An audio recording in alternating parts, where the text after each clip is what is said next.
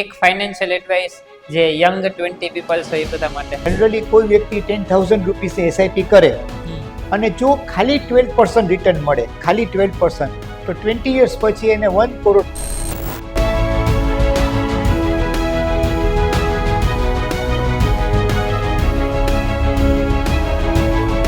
તમારી માટે success one વર્ડમાં? Discipline. તમે પૈસા માટે કામ ના કરો, પૈસાને તમારી માટે કામ એ કરાવો. હંમેશા આ નિયમ છે, વર્ષોથી આ નિયમ આપ્યો છે, પણ એ ક્યારે પૈસો તમારા માટે કામ કરે? મેં તમને કીધું એમ કે 10,000 રૂપિયા તમે 20 વર્ષ બચાવો અને જો 12% લેખે રિટર્ન મળ્યું એપ્રોક્સિમેટ, તો તમારી પાસે 1 કરોડ રૂપિયા થાય.